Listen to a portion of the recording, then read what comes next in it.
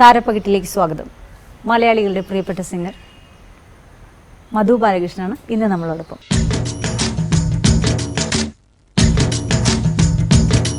കുട്ടനാടൻ കായലിലെ കെട്ടുവള്ളം തുഴയുമ്പോ പാട്ടൊന്നു പാടടി കാക്കക്കറുമ്പി.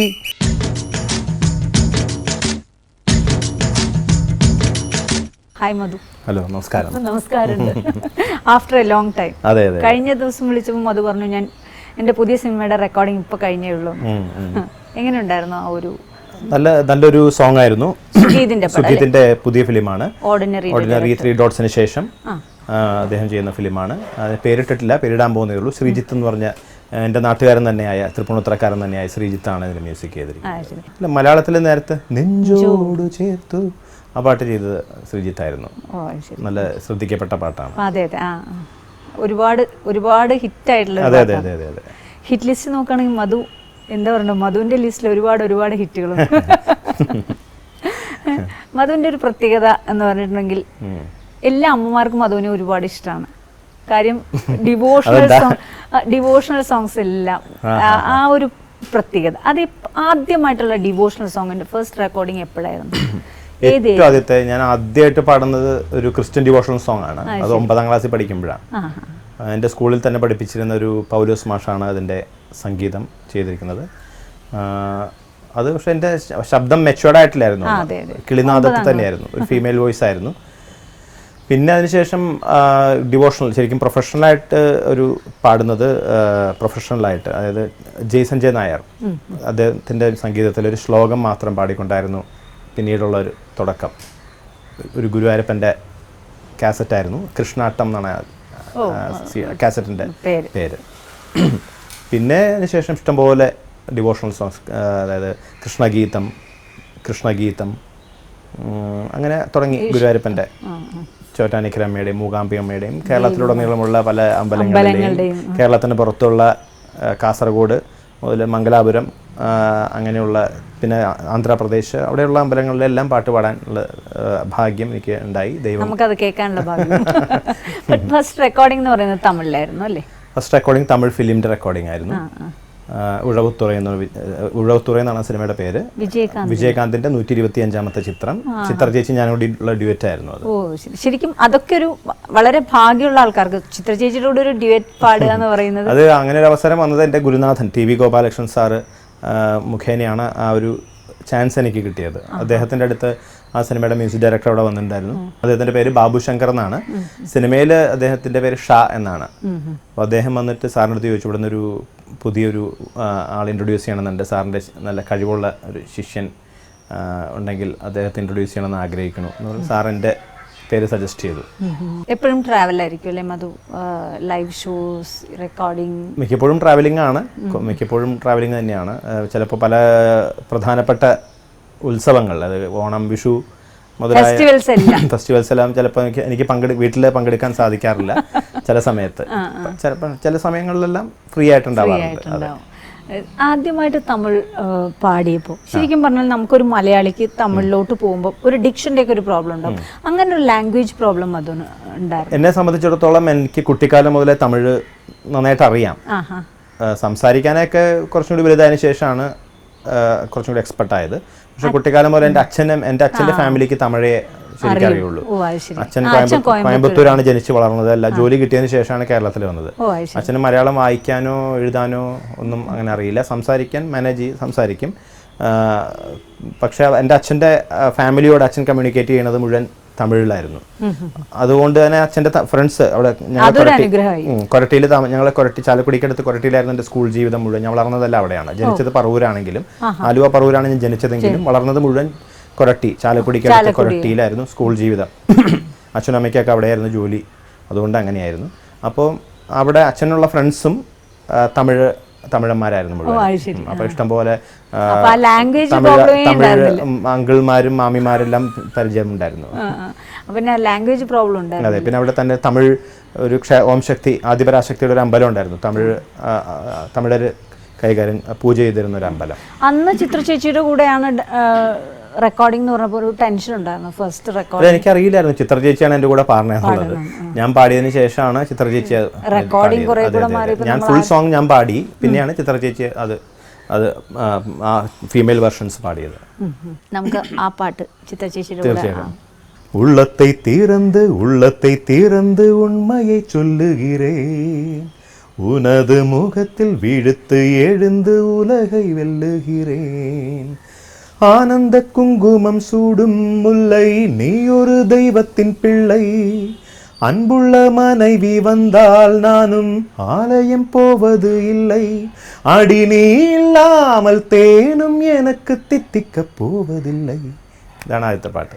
ഇതിനിടയ്ക്ക് ചെന്നൈയിലായിരുന്നു കുറേ കാലം അല്ലേ? അത് റെക്കോർഡിംഗ് ഞാൻ പഠിച്ചത് അവിടെ ആയിരുന്നതുകൊണ്ട് കുറേ നാൾ പഠിച്ചുകൊണ്ടിരിക്കുമ്പോൾ തന്നെയാണ് ആദ്യത്തെ സിനിമയിൽ പാടിയത്, ഈ തമിഴ് ഫിലിമിൽ പാടിയത്.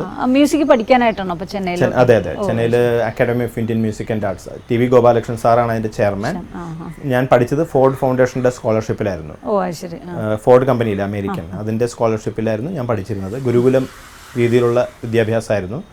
അവിടെ 4 കൊല്ലത്തെ കോഴ്സായിരുന്നു. അത് പഠിച്ചുകൊണ്ടിരിക്കുന്ന സമയത്ത് തന്നെയാണ് ഇങ്ങനൊരു അവസരം എനിക്ക് കിട്ടിയത്. പിന്നെ അതിനുശേഷം കുറേ തമിഴ് തെലുങ്ക് ഡബ്ബിംഗ് ഫിലിമുകളിലും ഡിവോഷണൽ സോങ്ങുകളിലും ലവ് സോങ്സ് ആൽബങ്ങളിലെല്ലാം പാടാനുള്ള അവസരങ്ങൾ എനിക്കുണ്ടായി. പിന്നീടാണ് മലയാളത്തിൽ ഇവിടെ വന്നിട്ട് ശിശിരം, ബേണി ഗ്നേഷ്യസ് അവരുടെ സംഗീതത്തിൽ ശിശിരം എന്ന സിനിമയിൽ പാടി. സണ്ണി സ്റ്റീഫൻ സാറിൻ്റെ മറ്റേ പേരിടാത്ത ചിത്രം, അതായിരുന്നു ആദ്യം അങ്ങനെ പേരിട്ടിരുന്ന സിനിമയ്ക്ക്. പിന്നീട് അതിന് പ്രേക്ഷകർ പേരിട്ടു ടോക്കിയോ നഗറിലെ വിശേഷങ്ങൾ. ആ സിനിമയാണ് തുടക്കകാലത്തുള്ള എൻ്റെ സിനിമകൾ. ഉദയപുരം സുൽത്താൻ, അത് കൈതപ്പുറം തിരുമേനിയാണ് അതിൻ്റെ രചനയും സംഗീതവും. ഈ 3 ചിത്രങ്ങളാണ് എൻ്റെ തുടക്കകാലത്തെ സിനിമകൾ. ഞാൻ അന്നൊക്കെ പാടുമ്പോൾ, ഇന്നെന്ന് പറഞ്ഞാൽ ഒരു പാട്ട് പാടിയാൽ ഉടൻ ആ സിംഗറെ നമുക്കറിയാം, TV വലിയൊരു പ്ലാറ്റ്ഫോമാണ്. പക്ഷെ അന്ന് ആ 3 സിനിമകൾ ഒന്നിച്ച് പാടി കഴിഞ്ഞ് ഇപ്പോൾ എങ്ങനെയുണ്ടായിരുന്നു ആ ഒരു എക്സ്പീരിയൻസ്? അന്ന് ആൾക്കാരൊക്കെ പെട്ടെന്ന് തിരിച്ചറിയോ? നമുക്ക് അങ്ങനെ ഒരു വേദിയുണ്ടോ? ഞാൻ അങ്ങനെ ആ ഒരു 3 സിനിമയിൽ പാടിയത് കൊണ്ട് തന്നെ ആൾക്കാർ അത്ര തിരിച്ചറിഞ്ഞില്ല. കുറച്ച് ഒരു ആളുകൾ മനസ്സിലാക്കി എന്നല്ലാതെ. പിന്നെ എനിക്ക് എന്നെ ആൾക്കാർ കൂടുതലായിട്ട് തിരിച്ചറിഞ്ഞത്, എനിക്കൊരു എസ്റ്റാബ്ലിഷ്മെൻറ്റ് കിട്ടിയത് 2002 വാൽക്കണ്ണാടിയിലെ സ്റ്റേറ്റ് അവാർഡ് കിട്ടിയപ്പോഴാണ് ഇങ്ങനെ ഒരു ആളെ ഉണ്ടെന്നുള്ളത് എല്ലാ ജനങ്ങളും അറിഞ്ഞതും. കൂടുതൽ തന്നെ എനിക്ക് പബ്ലിസിറ്റി തന്നത് ആ ഒരു ആദ്യത്തെ അംഗീകാരം. നമുക്ക് ഇപ്പൊ തന്നെ ഒന്ന് ഷെയർ ചെയ്യാം രണ്ടുപേരും. തീർച്ചയായിട്ടും. അമ്മേ അമ്മേ കണ്ണീർ തെയ്യം തുള്ളും നെഞ്ചിൽ തീയായി നോവായാടി തളര്, മീനം പൊള്ളും വേനൽ തോറ്റം കൊള്ളും മണ്ണിൽ മെയ്യായി പൊയ്യായി മാറി ചൊരിയ, ചടുല നടനമൊടു ചുടല നടുവിലിടി പടഹം ഇടയുമാറ്, ഉടലും ഉയരുമേരി കനലുരുകിയൊരു മധുര രുധിരമാട്, അമ്മേ അമ്മേ അമ്മേ. ഇതായിരുന്നു. അത് കഴിഞ്ഞിട്ട് പിന്നെ തിരിഞ്ഞു നോക്കേണ്ടി വന്നിട്ടില്ല. പിന്നെ അങ്ങോട്ട് പിന്നെ അതിനുശേഷം ആ ഒരു സമയത്ത് തന്നെയാണ് 97-ൽ, അതിന് മുമ്പ് തന്നെ തമിഴിൽ എനിക്ക് കുറച്ച് തമിഴ്നാട്ടിൽ എനിക്ക് ഒരു എസ്റ്റാബ്ലിഷ്മെന്റ് കിട്ടി. അത് ചെന്നൈ തമിഴിലാണ് മധുവിന് ആദ്യത്തെ ഒരു എക്സ്പോഷർ എന്ന് പറയുന്നത്. ഭാരതി 96-ൽ ഞാൻ ഭാരതി രാജസാറിന്റെ മ്യൂസിക്കിൽ പാടി. 97-ലാണ് പിതാമഹൻ എന്നുള്ള ഫിലിം, അതിൽ പിറയെ പിറയെ എന്നുള്ള പാട്ട് പാടി. പിന്നെ തമിഴ്നാട്ടിൽ എനിക്കൊരു വലിയൊരു ഹിറ്റ് തന്നത്, എനിക്ക് സമ്മാനിച്ചത് ശ്രീ വിദ്യാസാഗർ സാറാണ്, സംഗീത സംവിധായകൻ വിദ്യാസാഗർ സാറാണ്. അദ്ദേഹത്തിൻ്റെ പാർത്ഥിവൻ കനവ് എന്ന സിനിമയിലെ കനാകണ്ഠനടി തോഴി എന്ന ആ പാട്ടാണ് തമിഴിലെ എൻ്റെ ഏറ്റവും വലിയ ഹിറ്റ്, ആദ്യത്തെ ഹിറ്റ്. പിന്നെ അതിനേക്കാളും അതിനുശേഷം കുറച്ചും കൂടി എനിക്ക് പേര് തന്നത് രജനി സാറിൻ്റെ പടത്തിന് വേണ്ടി പാടി. അത് പ്രത്യേകിച്ച് ആശാ ഭോസ്ലേജിലൂടെ പാടാനുള്ള ഒരു അവസരം കിട്ടി. കൊഞ്ചം നേരം എന്നുള്ള പാട്ട്. കുറേ മെലഡി സോങ്സ് എനിക്ക് വിദ്യാസാഗർ സാറ് എന്നെ കൊണ്ട് പാടിപ്പിച്ചിട്ടുണ്ട്. അദ്ദേഹം രാജസാറും അതുപോലെ തന്നെ. നമ്മളൊരു പ്രൊഫഷണൽ സിംഗർ ആയതിനു ശേഷം നമുക്ക് എത്രത്തോളം സാധകവും പ്രാക്ടീസും എത്രത്തോളം വേണം? എന്നെ സംബന്ധിച്ചിടത്തോളം ഞാൻ എൻ്റെ ജീവിതത്തിൽ അധികം ഞാൻ പ്രാക്ടീസ് ചെയ്തിട്ടില്ല, റെഗുലറായിട്ട് ഇതുവരെയായിട്ടും ഞാൻ പ്രാക്ടീസ് ചെയ്തിട്ടില്ല. പക്ഷെ ഞാനത് പലരോടും കുട്ടികളോടൊക്കെ പറയുമ്പോൾ ഞാൻ നല്ല പ്രാക്ടീസ് ചെയ്യണം എന്നേ പറയാറുള്ളൂ. പക്ഷെ മധുപ്പ് അത് എങ്ങനെയാണ് മേക്കപ്പ് ചെയ്യുന്നത്? എന്താണ് അത് ഓവർകം ചെയ്യുന്നത്? ഇപ്പോഴത്തെ സ്ഥിതി അനുസരിച്ച് അതൊരു ഗിഫ്റ്റാണ്.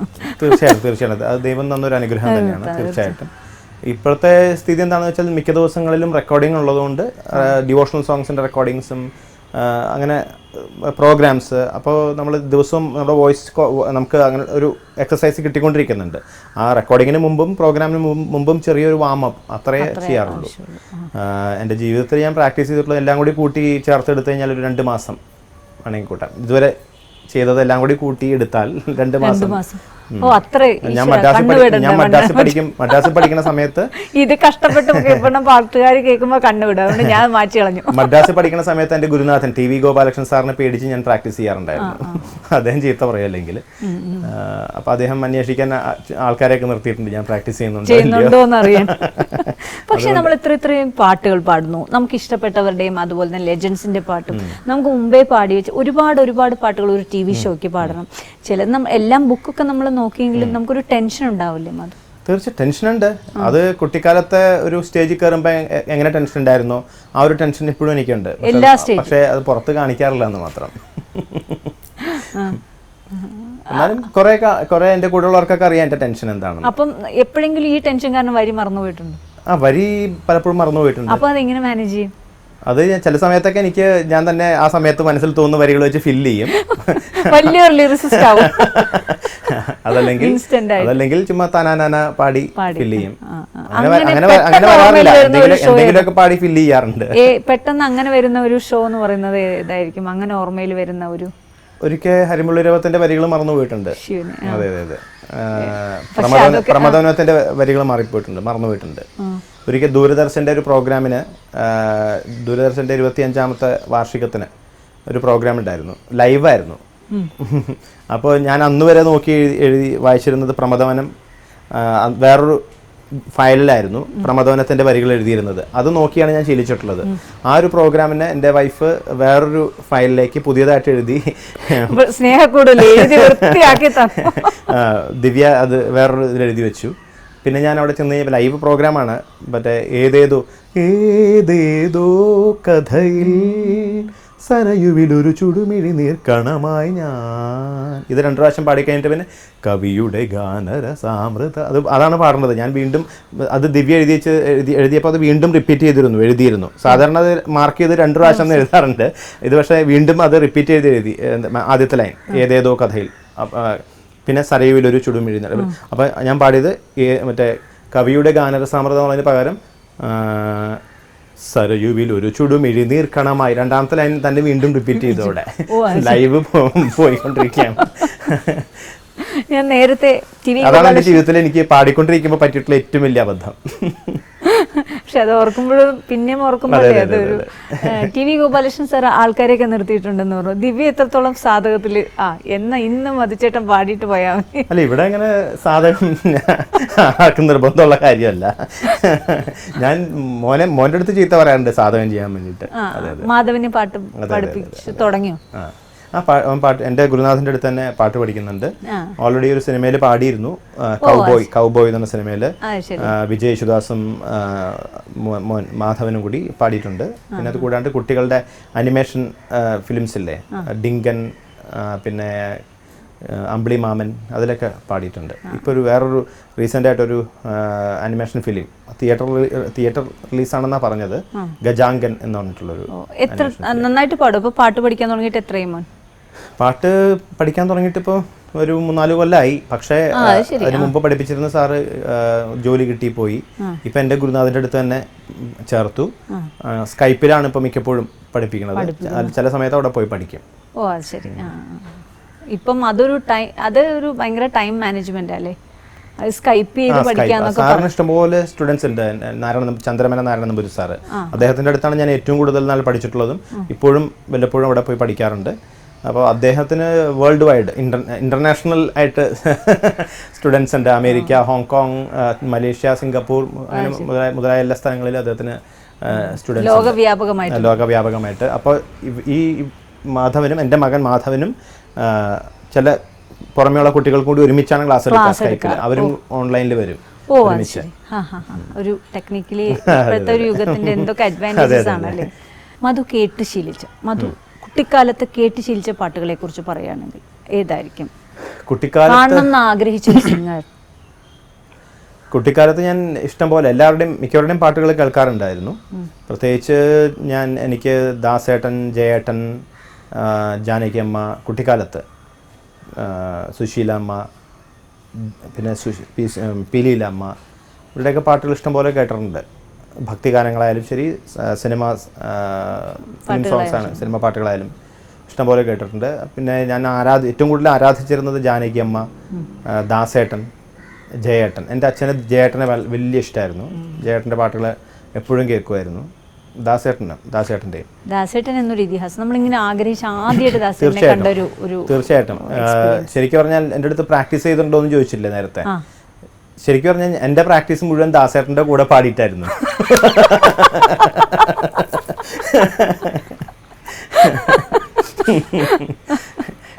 ദാസേട്ടൻ്റെ കൂടെ ദാസന്റെ പാട്ട് വെച്ചിട്ട് അതിൻ്റെ ഒപ്പം പാടും.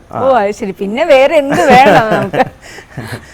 അപ്പോ അത് കുറെ ഗുണം ചെയ്തിട്ടുണ്ട് എനിക്ക്. ദാസേട്ടനെ മാത്രമല്ല, എല്ലാവരുടെയും കൂടെ പാട്ട് വെച്ചിട്ട് അതിൻ്റെ ഒപ്പം പാടും.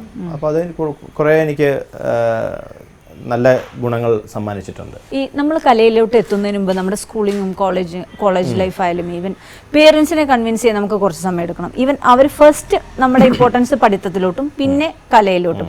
പക്ഷെ കല ഇഷ്ടമുള്ള കുട്ടികളെല്ലാം ആദ്യം പേരൻസ് അറിയാതെ അവനവൻ്റെ ഇഷ്ടങ്ങളെല്ലാം കഴിഞ്ഞാണ് പഠിത്തത്തിൽ. ആ ഒരു ലൈഫ് എങ്ങനെയായിരുന്നു മധു? എന്നെ സംബന്ധിച്ചിടത്തോളം എൻ്റെ അച്ഛനും അമ്മയും എനിക്ക് വളരെ സപ്പോർട്ട് ചെയ്തിരുന്നു. വളരെ സപ്പോർട്ടീവായിരുന്നു അവർ. വളരെ എനിക്ക് വേണ്ട പഠിക്കാനുള്ള പാട്ടുകളൊക്കെ അവർ തന്നെ കണ്ടുപിടിച്ച് കൊണ്ടുവരാൻ. പരീക്ഷയുടെ സമയത്തൊന്നും ടെൻഷനേ ഇല്ല. പരീക്ഷയുടെ സമയത്ത് എന്തായാലും ടെൻഷൻ ഉണ്ടാവും.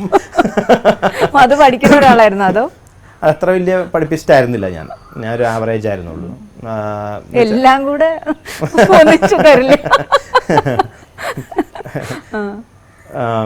കാരണം പഠിക്കുന്ന സമയത്തും ചിന്തകൾ പാട്ടിനെ പറ്റിയും ഒക്കെ ആയിരിക്കും. പാട്ടുകൾ, പുതിയ പാട്ടുകൾ കേൾക്കണതിനെ പറ്റിയും കേട്ട പാട്ടുകളെ പറ്റിയൊക്കെ ആലോചിച്ചുകൊണ്ടിരിക്കും, അത് പാടിക്കൊണ്ടിരിക്കും. അങ്ങനെയൊക്കെ ഉണ്ടായിരുന്നു. എൻ്റെ അമ്മ എനിക്ക് മിക്കപ്പോഴും മത്സരങ്ങൾക്ക് വേണ്ടി പാട്ട് എഴുതി തന്ന് പറഞ്ഞു തന്നിരുന്നു. അപ്പോൾ അന്നത്തെ ഒരു യൂത്ത് ഫെസ്റ്റിവലൊക്കെ എത്രത്തോളം? യൂത്ത് ഫെസ്റ്റിവലിന് മുമ്പ് ഞാൻ ആദ്യമായിട്ട് സ്റ്റേജിൽ കയറി പാടിയത് 2ാം ക്ലാസ്സിൽ പഠിക്കുമ്പോഴാണ്. ആദ്യം പാടിയത് ശരദിന്ദു മലർദീപ നാളം നീട്ടി അതായിരുന്നു. എൻ്റെ അമ്മയും എൻ്റെ 2 വർഷം സീനിയറായിട്ട് പഠിച്ച ഒരു സജി ചേട്ടനും കൂടിയാണ് എനിക്ക് ഈ പാട്ട് പഠിപ്പിച്ചത്.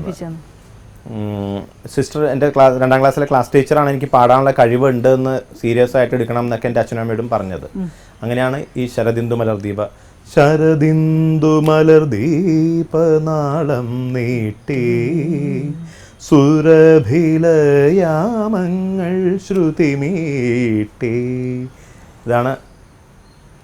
ഇത്രയും തന്നെയാണ് ഞാൻ സ്റ്റേജിലും പാടിയത്. ബാക്കി പേടിച്ചിട്ട് ഇറങ്ങിപ്പോയി.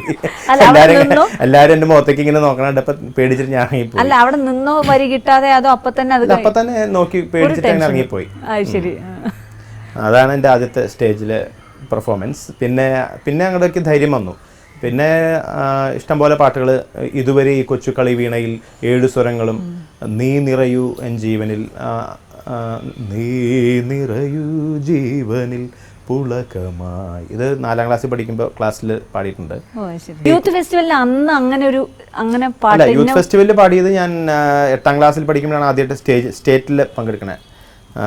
കോഴിക്കോട് വെച്ചായിരുന്നു സ്റ്റേറ്റ് യൂത്ത് ഫെസ്റ്റിവൽ. അന്ന് എനിക്ക് ലളിതഗാനത്തിൽ 3rd പ്രൈസ് ആയിരുന്നു. എനിക്ക് എന്നെ സംബന്ധിച്ചിടത്തോളം അന്നൊരു സെലക്ഷൻ, ഞാൻ സെലക്ട് ചെയ്ത പാട്ട് അത്ര എനിക്ക് നല്ല അത്ര തൃപ്തി ഉണ്ടായിരുന്നു, സ്യൂട്ടബിൾ അല്ലായിരുന്നു, അല്ലായിരുന്നു. പിന്നെ മാത്രമല്ല ശബ്ദം ചേഞ്ച് ചെയ്യുന്ന ഒരു സമയമായിരുന്നു. ഈ ഫീമെയിൽ വോയിസിൽ നിന്ന് മെയിൽ വോയിസിലേക്ക് മാറുന്ന ഒരു സമയം. അതെ അതെ അതെ. അപ്പോൾ അതിൻ്റെതായ ചില പ്രശ്നങ്ങളൊക്കെ എൻ്റെ വോയിസിലുണ്ടായിരുന്നു. ബട്ട് അത് പ്രൈസ് കിട്ടുകയും കിട്ടാതിരിക്കുകയും ഈവൻ അത് തന്നെയാണ് മധുവിൻ്റെ ഇപ്പം ലൈഫ് തന്നെയാണ് ഏറ്റവും വലിയൊരു എക്സാമ്പിൾ. ഫസ്റ്റിൽ നമുക്ക് പ്രൈസ് വാങ്ങിക്കുക എന്നുള്ളതല്ലേ, നമ്മളൊരു പ്രൊഫഷണൽ ഒരു രംഗത്ത് എത്തുക എന്നുള്ളതല്ലേ വലിയ കാര്യം. ഇത് തന്നെ ഒരു വലിയ ഫ്രണ്ട്ലി മെസ്സേജ്. പക്ഷെ അന്നത്തെ ഒരു മത്സരം എങ്ങനെ, എത്രത്തോളം കോമ്പറ്റീറ്റീവ് ആയിരുന്നു? അന്ന് വളരെ നല്ല ആരോഗ്യപരമായിട്ടുള്ള മത്സരങ്ങളായിരുന്നു അന്നുണ്ടായിരുന്നത്. നല്ല എന്താ പറയാ, ആ ഒരു പ്രത്യേകത ഒന്നും ഇന്നത്തെ ഇതിനെ എനിക്ക് തോന്നുന്നില്ല. എല്ലാവരും തമ്മിൽ ഒരു ബന്ധമല്ലേ, പാടാൻ വരുന്നതിനേക്കാളും കാണുന്നതിലുള്ള സന്തോഷം. പാട്ട് കഴിഞ്ഞാൽ മറ്റുള്ളവരെ പോയി സപ്പോർട്ട് ചെയ്യാം.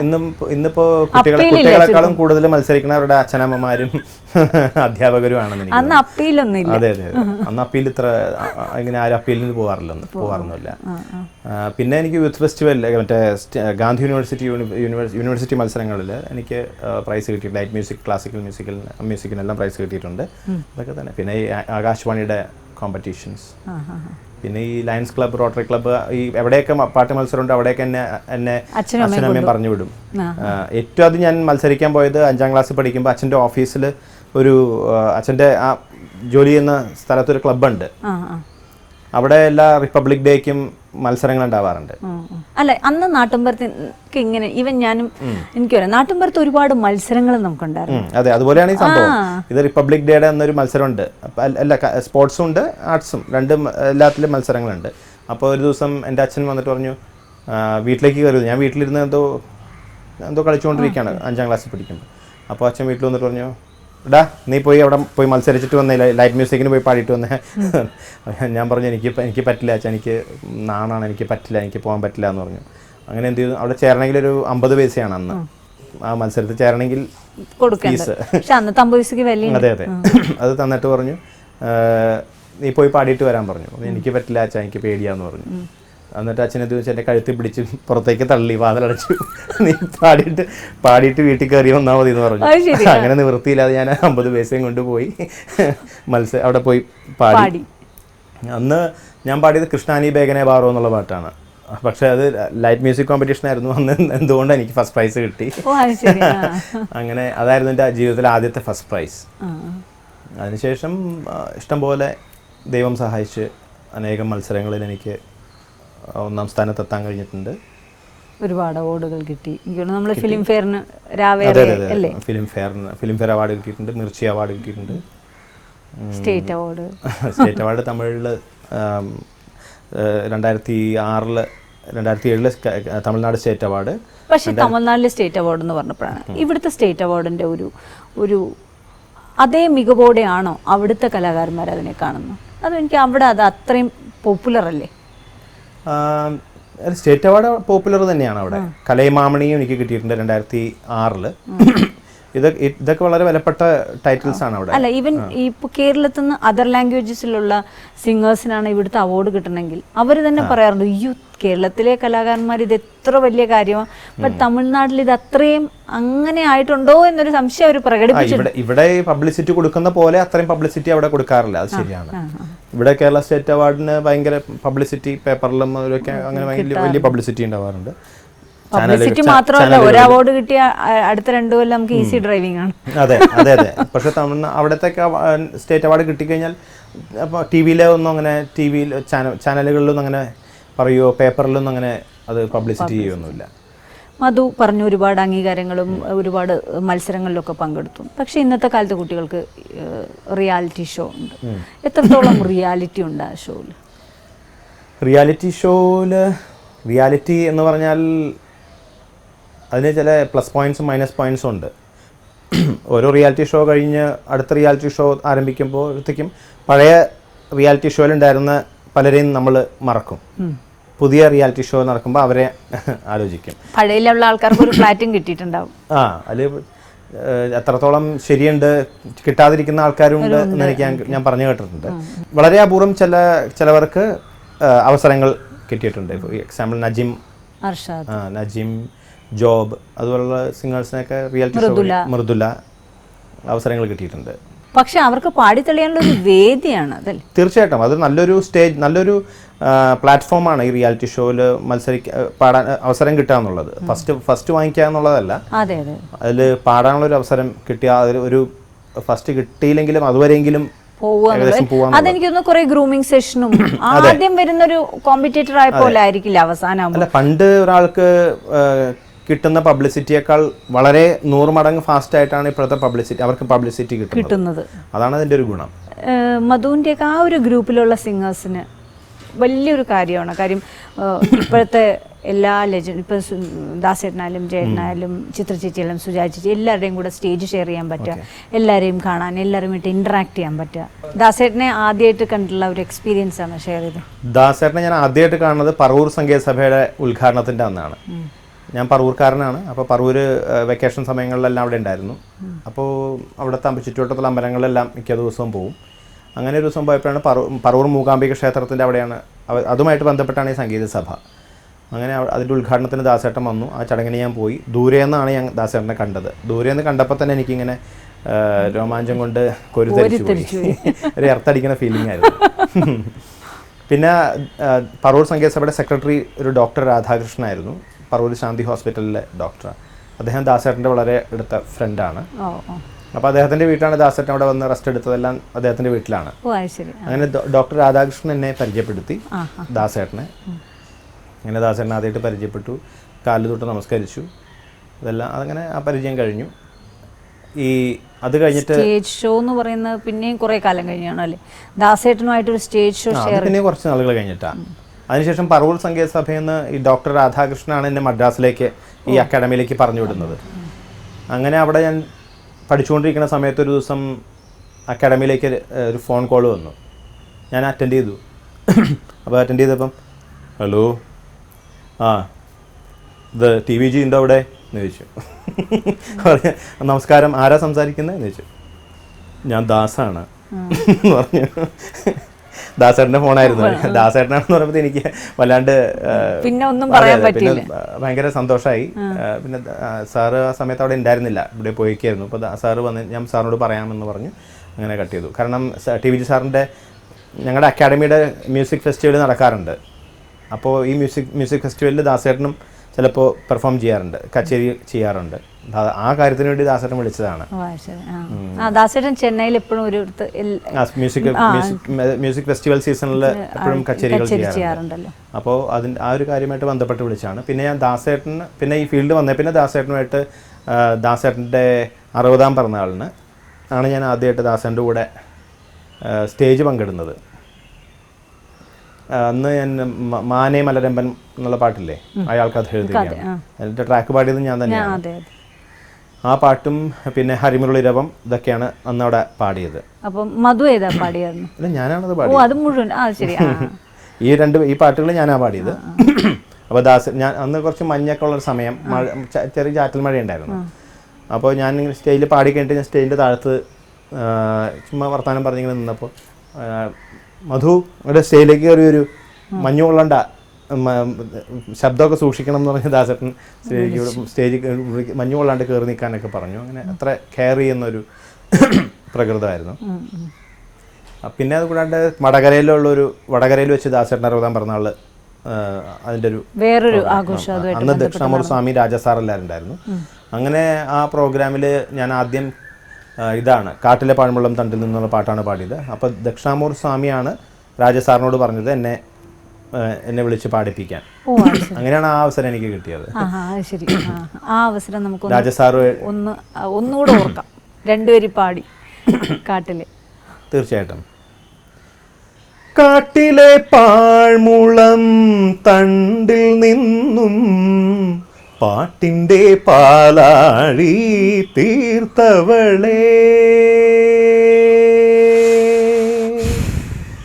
കാട്ടിലെ പാഴ്മുളം തണ്ടിൽ നിന്നും പാട്ടിൻ്റെ പാലാഴി തീർത്തവളേ, ആനന്ദകാരിണി അമൃതഭാഷിണി ഗാനവിമോഹിനി വന്നാലും കാട്ടിലെ പാഴ്മുളം തണ്ടിൽ നിന്നും പാട്ടിൻ്റെ പാലാഴി തീർത്തവളേ. സ്റ്റേജ് ഷോയ്ക്ക് നമ്മൾ ഫാസ്റ്റ് റൗണ്ടാണോ അല്ല സംഗീതാത്മകമായ പാട്ടുകളാണോ പാടുന്നെങ്കിലും എത്രത്തോളം ഒരു വിഷ്വൽ സിംഗിങ് ഇന്ന് ആവശ്യമാണ്? ഡാൻസിങ്ങും അങ്ങനെ ഒരു കാര്യം? ശരിക്കും പറഞ്ഞാൽ പാട്ട് പാടുമ്പോൾ ഡാൻസ് കളിക്കണം എന്ന് ഒരു നിർബന്ധമൊന്നുമില്ല. ശരിക്കും പാട്ട് പാടുമ്പോൾ ശരിക്കും മനസ്സിൻ്റെ ഉള്ളിലാണ് നമ്മൾ ഡാൻസ് കളിക്കേണ്ടത്. ഡാൻസ് കളിക്കേണ്ട പാട്ടാണെങ്കിൽ അത് അങ്ങനത്തെ പെപ്പി നമ്പർ ആണെന്നുണ്ടെങ്കിൽ മനസ്സിൻ്റെ ഉള്ളിലാണ് ശരിക്കും പറഞ്ഞാൽ ഡാൻസ് കളിക്കുന്നത്. അപ്പോഴാണ് കറക്റ്റ് ആയിട്ട് അത് ഡെലിവർ ചെയ്യുന്നത്. അതെ, അത് നമ്മുടെ ശരീരം എല്ലാം എനിക്ക് ഭയങ്കര ഡാൻസ് ഒക്കെ കളിച്ച് പാടിക്കഴിഞ്ഞാൽ നമ്മൾ അത് ശരിക്കും പറഞ്ഞാൽ ശ്രുതിയിലേക്ക് പോകും, ശ്രുതി പോവും, ശ്വാസം കിട്ടാതെയാവും, അങ്ങനെ പല പ്രശ്നങ്ങളും ഉണ്ട്. പല വെസ്റ്റേൺ സിംഗേഴ്സും പെർഫോം ചെയ്യുന്നത് പ്ലസ് നേരത്തെ പാടിയ പ്ലസ് ആയിട്ടുള്ള ട്രാക്ക് ഇട്ടിട്ട് അവരുടെ വോയിസോട് കൂടിയ ട്രാക്ക് ഇട്ടിട്ട് അതിനെ മൈം ചെയ്തുകൊണ്ടാണ് ഡാൻസ് ചെയ്തിരുന്നത്. അതിൻ്റെ ഇംഗ്ലീഷ് നമ്മൾ കാണുന്ന പല ആൽബങ്ങളും ഈവൻ ചില ബോളിവുഡ് സിംഗേഴ്സും അങ്ങനെ ചെയ്യുന്നുണ്ട്. ഇപ്പോൾ നമ്മുടെ ഇവിടെയും അങ്ങനെ ചിലർ ചെയ്യുന്നതായിട്ട് ഞാൻ കേട്ടു. അതെ അതെ അതെ. ബട്ട് അത് എത്രത്തോളം അങ്ങനെയല്ല, അതല്ലാതെ പക്ഷെ അതൊക്കെ ഇപ്പോഴാണ് തുടങ്ങിയത്. അതല്ലാതെ പാടുകയും ഡാൻസ് ചെയ്യും തന്നെയാണ് എല്ലാവരും ചെയ്യുന്നത്. അത് എത്രത്തോളം ഹെൽത്തി ആണെന്നുള്ളത് കുറച്ചെല്ലാം ഒരു അങ്ങനത്തെ പാട്ട് ഒക്കെ ആവാം. അതെ, അങ്ങനെ ഒരു അഭിപ്രായക്കാരനാണ് ഞാൻ. എന്റെ അഭിപ്രായം ഞാൻ പറഞ്ഞേ ഉള്ളൂ. എല്ലാവരും അങ്ങനെ ആയിക്കൊള്ളണം എന്നല്ല. Very true. അല്ല, അതൊക്കെ ഓരോരുത്തരുടെ ഇഷ്ടമാണ്. തീർച്ചയായിട്ടും ഞാൻ എൻ്റെ അഭിപ്രായം പറഞ്ഞേ ഉള്ളൂ. അപ്പോൾ ചെറിയൊരു ആക്ഷനൊക്കെ ആവാം. അല്ലാണ്ട് ഡാൻസ് ശരിക്കും ഡാൻസ് എല്ലാം കളിച്ച് പാടുകയാണെങ്കിൽ തലയിൽ നീരിറങ്ങി പിന്നെ ഒരു ശബ്ദം ഉണ്ടാവില്ല ചിലപ്പോൾ ഒരു 1-2 ആഴ്ചത്തേക്ക്. അങ്ങനത്തെ ആരോഗ്യ പ്രശ്നങ്ങളും അതുവഴി ഉണ്ടാവാം. ഒരു 7 വർഷം മുമ്പ് എനിക്ക് മധുവിന്റെ ഒരു ലൈവ് ഷോ ട്രിവാൻഡ്രത്ത് ഓർമ്മയുണ്ട്. 7 സ്വരങ്ങളും. ആ ഒരു എക്സ്പീരിയൻസ് വലിയൊരു സ്റ്റേജ് പെർഫോമൻസ് ആയിരുന്നു അത്. ദാസേട്ടനുള്ളൊരു ഷോ ആയിരുന്നു. അതെ. ഞാൻ 7 സ്വരങ്ങളും പാടി. അപ്പോൾ ശരിക്കും പറഞ്ഞാൽ 7 സ്വരങ്ങളും എന്നുള്ള പാട്ടിന് ഡാൻസ് ഒരിക്കലും ചേരില്ല. അത് പക്ഷേ 7 സ്വരങ്ങളും ഉള്ളൊരു പാട്ടായിരുന്നു കേട്ടോ. ഇപ്പോഴും ഞാനത് ഓർക്കുന്നു. ഫാമിലി ആയിട്ടാണ് ഞങ്ങൾ വന്ന് അത് എൻജോയ് ചെയ്തത്. 7 സ്വരങ്ങളും എന്നുള്ളൊരു പാട്ടിന് ഒരു ഡാൻസ് അത്ര സ്യൂട്ടബിൾ ആയിട്ട് എനിക്ക് തോന്നിയിട്ടില്ലായിരുന്നു. പക്ഷെ അന്ന് ആ ഒരു പാട്ടിന് ഡാൻസ് അവർ ഫിക്സ് ചെയ്തിട്ട് ഞാനൊരു മൂലയിലായിരുന്നു, ഒരു കോർണറിലായിരുന്നു, എന്നെ കാണില്ല, ഞാനൊരു മറയിലായിരുന്നു. ഡാൻസ് ആയിരുന്നു മെയിനായിട്ട്. ഞാൻ പാടി കഴിഞ്ഞപ്പോഴത്തേക്കും ഞാൻ സ്റ്റേജിൻ്റെ ഒരു മൂലയിലായിരുന്നു. ഞാൻ അവിടെ നിന്ന് ഇങ്ങനെ ഇറങ്ങി ഞാൻ സ്റ്റേജിൻ്റെ ബാക്കിലേക്ക് പോയി. അപ്പോൾ തിരിച്ച് എന്നെ മറ്റേ രജപുത്ര ഫിലിംസിൻ്റെ രഞ്ജിത്തേട്ടൻ വിളിച്ചു, മധു ദേ ദാസേട്ടൻ വിളിക്കുന്നു എന്ന് പറഞ്ഞു വീണ്ടും സ്റ്റേജിലേക്ക്. അപ്പോൾ ഞാൻ ആകെ കിടുങ്ങിപ്പോയി. പാട്ട് തെറ്റിട്ടെങ്ങാനും ആണോ? പക്ഷെ നല്ല പാട്ടായിരുന്നു. എനിക്കിപ്പോഴും എന്താണെന്ന് എനിക്ക് പിടുത്തം കിട്ടിയില്ല. അത് കഴിഞ്ഞിട്ട് ഞാൻ തിരിച്ച് വീണ്ടും സ്റ്റേജിലേക്ക് വന്നപ്പോൾ ദാസേട്ടൻ ഓഡിയൻസിൻ്റെ ഭാഗത്തുനിന്ന് കയറി സ്റ്റേജിലേക്ക് വന്നു. എന്നെ ഇങ്ങനെ തോളത്ത് പിടിച്ചിട്ട് പറഞ്ഞു, മോനെ നീ സ്റ്റേജിന് നടുക്കുന്നേ പാടാവുള്ളൂ, നീ മൂലയ്ക്ക് ഒതുങ്ങി നിന്ന് പാടേണ്ട ആളല്ല, നീ സ്റ്റേജിന് നടുക്കുന്നേ പാടാവുള്ളൂ എന്ന് പറഞ്ഞ് അന്ന് ശരിക്കും എന്നെ പ്രോത്സാഹിപ്പിച്ചു. ഒരു നല്ല വാക്കുകൾ, നല്ല ഉപദേശം എനിക്ക് തന്നു. മധുവിൻ്റെ എനിക്ക് ഇവൻസൊക്കെ ആയിട്ട് ഒരുപാട് അസോസിയേറ്റ് ചെയ്യുന്നുണ്ടായിരുന്നു. മധുവിൻ്റെ എല്ലാ പ്രോഗ്രാം മിക്കവാറും ഒക്കെ ഞാൻ ബാക്ക് സ്റ്റേജ് വന്ന് കാണാനും കേൾക്കാറുണ്ട്, അല്ലെങ്കിൽ ഓഡിയൻ്റ് ആയിട്ട് വരുന്നത്. എപ്പോഴും ഇടുന്ന ഷർട്ടൊക്കെ ഞാൻ ശ്രദ്ധിക്കാറുണ്ട്. എവിടെ നിന്നാണ് ഇത്തരം സെലക്ഷൻസ്? Mural painting? ഈ മ്യൂറൽ പെയിന്റിന്റെ പലരും ചോദിക്കാറുണ്ട്. ഞാനിപ്പോൾ ഇതിൻ്റെ ഒരു ബ്രാൻഡ് അംബാസഡറായി മാറിയോ എന്ന് എനിക്കൊരു സംശയമുണ്ട്. ഇത് ഗുരുവായൂരിലെ മമ്മിയൂരിൻ്റെ നേരെ പുറകിൽ ആശ ചേച്ചി, ആശാ രാമചന്ദ്രൻ, ആ ചേച്ചി ഡിസൈൻ ചെയ്യുന്നതാണ് ഇത്. ആ ചേച്ചിയുടെ അവിടെ നിന്നാണ് മിക്കവരും വാങ്ങിക്കാറുണ്ട്. ലാലേട്ടൻ വാങ്ങിച്ചിട്ടുണ്ട്, ജയറാമേട്ടൻ വാങ്ങിച്ചിട്ടുണ്ട്, ശ്രീകുട്ടൻ ചേട്ടൻ, MG ശ്രീകുട്ടൻ ചേട്ടൻ വാങ്ങിച്ചിട്ടുണ്ട്. പലരും ആശ ചേച്ചിയുടെ അതുപോലെ. പക്ഷെ നമ്മൾ ഏറ്റവും കൂടുതൽ നോട്ടീസ് ചെയ്യുന്നത് മധു ഇടുമ്പോഴാണ്. ഇതിന്റെ തന്നെ സെയിം ചുരിദാർ, സാരി എല്ലാം കിട്ടുന്നു. സാരിയൊക്കെ കിട്ടുന്നുണ്ടെങ്കിലും ഷർട്ടിലാണ്. ഈവൻ കഥകളിയുടെ ഒക്കെ ഞാൻ മയിൽപീലി മുണ്ടിലും മ്യൂറൽ പെയിന്റ്, മയിൽപീലി കൊണ്ടുള്ള പെയിന്റിംഗ് ഉണ്ട്. അല്ലാതെ മധുവിന്റെ ഷർട്ടൊക്കെ ദിവ്യാണോ പോയി സെലക്ട് ചെയ്തത്? ഞങ്ങൾ രണ്ടുപേരും കൂടി സെലക്ട് ചെയ്യാറ്. ഇപ്പൊ ദിവ്യക്കുള്ള ഡ്രസ് ആണെങ്കിൽ കൂടി ഞങ്ങൾ രണ്ടുപേരും കൂടിയാണ് സെലക്ട് ചെയ്യണത്. കാഴ്ചയിലെ എപ്പോഴായാലും മധു ഒരുപാട് പാട്ട്, കാഴ്ചയിലെ പാട്ട് ഒന്നുകൂടെ കേട്ടോ, അയ്യോ മധു പാടിയ പാട്ട് എന്ന് വെച്ചാൽ മധുവിന്റെ ആ ഒരു ജോണറിൽ നിന്നും വളരെ ഡിഫറെന്റ് ആയിട്ടുള്ള പാടിയൊരു പാട്ടാണ്. നമുക്ക് അത് 2 വരി. തീർച്ചയായിട്ടും. കുട്ടനാടൻ കായലിലെ കെട്ടുവള്ളം തുഴയുമ്പോ പാട്ടൊന്നു പാടടി കാക്കക്കറുമ്പി, അന്തിക്കൂടം കമഴ്ത്തി ഞാൻ ഇളങ്കള്ളു കുടിക്കുമ്പം പഴങ്കഥ പറയടി പുള്ളിക്കുയിലേ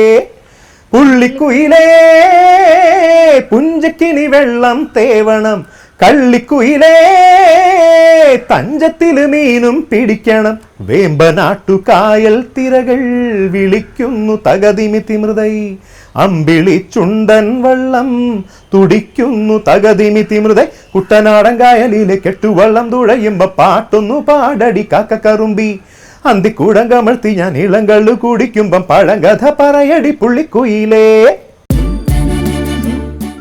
ചെന്താർമിഴി പൂന്തേൻ മൊഴി കണ്ണിനു കണ്ണാ എൻ കൺമണി, കണ്ണൂഞ്ചലാടും മങ്കൈ മണി, നീ മാർഗഴി തിങ്കളിൻ മടുമലർ മടിത്തട്ടിലെ പൊന്മാനോ പാൽക്കനവോ.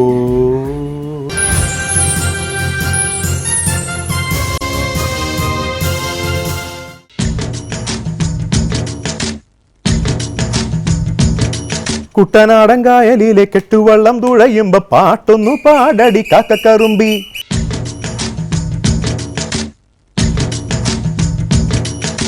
മധു ഒരുപാട് കാലം നമ്മൾ പാട്ടുമൊക്കെ എൻജോയ് ചെയ്തു, ആസ്വദിച്ചു. പക്ഷെ സാധാരണ എല്ലാവരും കാണേണ്ട സിനിമയുടെ പല ഏരിയയിലോട്ടും വ്യാപിക്കുന്നത്. ഇനി അങ്ങനെ മധു എന്തെങ്കിലും പ്ലാൻ ചെയ്യുന്നുണ്ടോ? നമുക്ക് വേറെ എവിടെയെങ്കിലും മധുവിനെ കാണാൻ പറ്റൂ?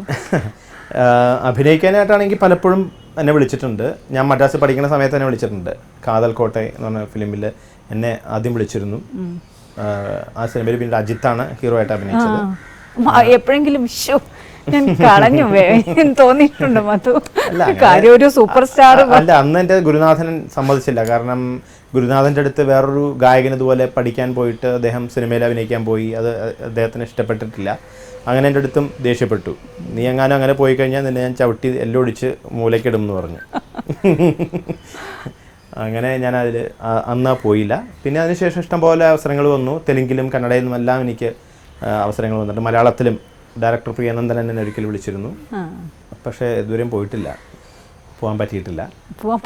അതിലൊരു പ്രതീക്ഷ എവിടെയോ ഇല്ലേ? നല്ലൊരു സബ്ജക്റ്റ് വന്നാൽ ഞാൻ എന്തായാലും പോയി ചെയ്യും. അങ്ങനെ ഒരു ചാൻസ് വന്നാൽ. ഇതിനിടയ്ക്ക് കുറച്ചു കാലം ചെന്നൈയിലായിരുന്നു താമസം. ഈവൻ ദിവ്യയൊക്കെ ഫാമിലി ആയിട്ട് ഇടയ്ക്കിടയ്ക്ക് ചെന്നൈയിലായിരുന്നു. ഇപ്പം കൂടുതലും കേരളത്തിൽ തന്നെയാണ്. രണ്ട് ലൈഫും നോക്കുമ്പോൾ ഏതാണ് കൂടുതൽ? ഞാൻ ചെന്നൈയിലാണ് നിൽക്കുന്നതെങ്കിൽ എൻ്റെ റെക്കോർഡിങ് ഇപ്പോൾ ഉള്ളതിനേക്കാൾ കൂടുതൽ എനിക്ക് പ്രൊഫഷണലി നല്ലതാണ്. റെക്കോർഡിങ്ങിനായാലും ശരി, പ്രോഗ്രാംസിനായാലും ശരി. അത് ചെന്നൈ ഒരു സെൻട്രൽ പോയിന്റ് ആണ്. ഹൈദരാബാദിലേക്കും ബാംഗ്ലൂരിലേക്കും ഇവിടേക്ക് വരാനും എല്ലാം എളുപ്പം ആയിട്ടുള്ളൊരു സ്ഥലമാണ്.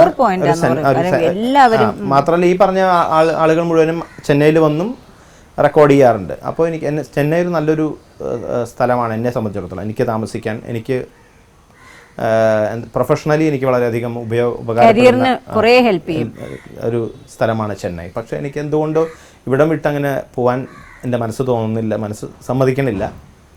ഒന്ന് കേരളത്തിൻ്റെ ഈ നല്ല വെള്ളം, പ്രകൃതി, നമ്മൾ വളർന്ന ചുറ്റുപാട്, വളർന്ന ആ ലൈഫ് സ്റ്റൈൽ എന്തുകൊണ്ടോ ഈ പിള്ളേരുടെയൊക്കെ സ്കൂൾ ഇവിടെയാണ്. പിന്നെ അവരെ അവിടേക്ക് പറിച്ചു നടുക എന്നുള്ളൊരു വോയിസ് എനിക്ക് ഫീൽ ചെയ്യാം.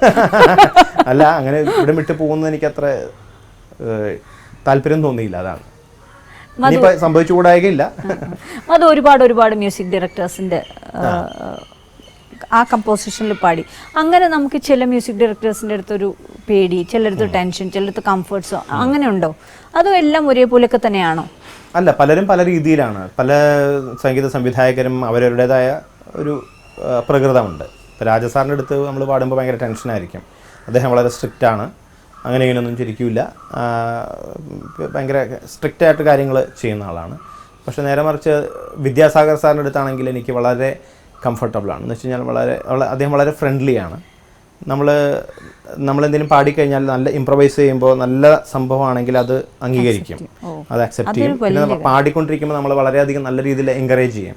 നല്ല മധു സബാഷ്, ഗുഡ് അങ്ങനെ പറയുന്ന ഒരു, അപ്പോൾ നമുക്ക് നല്ലൊരു എനർജി കിട്ടും. അതെ. അപ്പോൾ അങ്ങനെയുള്ളൊരു ശരിക്കും അങ്ങനെയുള്ളൊരു അപ്രോച്ച് പാട്ടുകാർക്ക് വളരെയധികം ഗുണം ചെയ്യും. അപ്പോൾ റിപ്രൊഡ്യൂസ് ചെയ്യുന്നതിനേക്കാൾ ഒരുപാട് അറിയാതെ വരും. തീർച്ചയായിട്ടും. അപ്പോൾ തന്നെ നമ്മളെ പാടിയത് അംഗീകരിക്കുക, അതിന് പ്രോത്സാഹിപ്പിക്കുക, അങ്ങനെ ചെയ്യുമ്പോൾ തന്നെ നമുക്കൊരു പ്രത്യേകത ഉണ്ടാവും. വോയിസിന് നമ്മൾ എന്തൊക്കെ ഈ വോക്കൽ കോഡ്, അതിന് വേണ്ടി എക്സസൈസ്, അതിന് ഒരു പ്രത്യേക ചിട്ട, അങ്ങനെ വല്ലതും ഉണ്ടോ? അതോ ഇഷ്ടമുള്ളതെല്ലാം കഴിക്കും? അങ്ങനെ എനിക്ക് ഇഷ്ടമുള്ളതെല്ലാം കഴിക്കാറുണ്ട്. തൈര് കഴിക്കാറുണ്ട്, തൈര്, മോര്, നെയ്യ്, വെണ്ണ, അച്ചാറുകൾ എല്ലാം എനിക്ക് വളരെ ഇഷ്ടപ്പെട്ടാണ്. പ്രത്യേകിച്ച് കടുമാങ്ങ, മാങ്ങാത്തൊക്ക്, നാരങ്ങ, മറ്റേ വലിയ നാരങ്ങയില്ലേ, കൊത്തി അരിഞ്ഞിരിക്കണ യെല്ലോ കളറിൽ, അതെനിക്ക് വളരെ ഇഷ്ടമാണ്. പിന്നെ അമ്പഴങ്ങ അച്ചാർ ഇഷ്ടമാണ്. അച്ചാറുകളെല്ലാം ഇഷ്ടമാണ്. അച്ചാറുകൾ അതായത് എൻ്റെ ചില കോമ്പിനേഷൻസ് ഉണ്ട്. തൈര് സാമ്പാർ, തൈര് തീയൽ, തൈര് ഇഞ്ചിക്കറി, തൈര് കടുമാങ്ങ അച്ചാർ. കടുമാങ്ങ മാത്രമല്ല മിക്ക അച്ചാറുകളും. അടുത്ത ചോദ്യം എനിക്ക് ഐസ്ക്രീം ഒറ്റ ട്രിപ്പിൽ കയറി കഴിഞ്ഞാൽ ഒരു വലിയ ഫാമിലി പാക്ക് ഒക്കെ ഞാൻ തന്നെ ഫിനിഷ് ചെയ്യും. ചിലപ്പോൾ പല ഫ്ലേവർ വാങ്ങിച്ച ഒരു 6-7 ഫ്ലേവേഴ്സ് ഞാൻ ഫാമിലി ആയിട്ട്, പിള്ളേർക്കും എല്ലാവർക്കും ഇഷ്ടമാണ്. അതെ. മധുവിന്റെ പാട്ടുകൾ ദിവ്യക്ക് ഏറ്റവും ഇഷ്ടപ്പെട്ട എന്ന് പറഞ്ഞാൽ ഏതാണ്? ദിവ്യക്ക് ഞാൻ പാടിയ പാട്ടുകൾ ഏറ്റവും ഇഷ്ടപ്പെട്ടത് കുട്ടൻചേട്ടൻ മ്യൂസിക് ചെയ്ത്, അതായത് ശ്രീ എം ജെ ചന്ദ്രൻ മ്യൂസിക് ചെയ്തിട്ടുള്ള ചെന്താർമിഴി മലയാളത്തിൽ. അത് പാടാതെ പോണത് ദിവ്യ കാണോ? കണ്ടോ, എന്റെ ഫേവറേറ്റ് പാടാതെ എവിടെ പോകുന്നു. ചെന്താർമിഴി ഒത്തിരി ഇഷ്ടമാണ്. പിന്നെ കൂടാണ്ട് രാവേറിയായി പൂവേ, പിന്നെ ഇങ്ങു നിന്നോ വന്ന പഞ്ചവർണ്ണക്കിളി നീയോ, പിന്നെ ബിജിബാലി ചെയ്തിട്ടുള്ള ചെറുതിങ്കൾ തോണി എന്നുള്ള പാട്ട്. രാവേറെ രഞ്ജിത്തിന്റെ പടമാണ്. അതെ അതെ, രഞ്ജിത്തേട്ടൻ്റെ. നമുക്ക് ചെന്താർമിഴി 2 വരി പാടിയിട്ട്. തമിഴിൽ പിന്നെ ഡിങ് ഡോങ് കോയിൽ മണി വളരെ ഇഷ്ടമാണ്, കൊഞ്ചം നേരം വളരെ ഇഷ്ടമാണ്. പിന്നെ മിക്കപ്പോഴും ഇത് പിറയെ പിറയെ എന്നുള്ള പാട്ടുണ്ടല്ലോ പിതാമഹനിൽ, അതും വളരെ ഇഷ്ടമാണ്. ചെന്താർമിഴി പൂന്തേൻ മൊഴി കണ്ണിനു കണ്ണാ എൻ കൺമണി കണ്ണൂഞ്ചലാടും മങ്കൈ മണി നീ മാർഗഴി തിങ്കളിൻ മടുമലർ മടിത്തട്ടിലെ പൊന്മാനോ പാൽക്കനവോ. മധു, കുറേ കാലത്തിന് ശേഷം ഒരു ഇന്റർവ്യൂവിനൊക്കെ അപ്പുറം ഒരുപാട് വിശേഷം കേട്ടൊരു ഫീൽ. നല്ലൊരു മ്യൂസിക് ട്രാവൽ ആയിരുന്നു. Thank you so much. Jayanthi, thank you so much.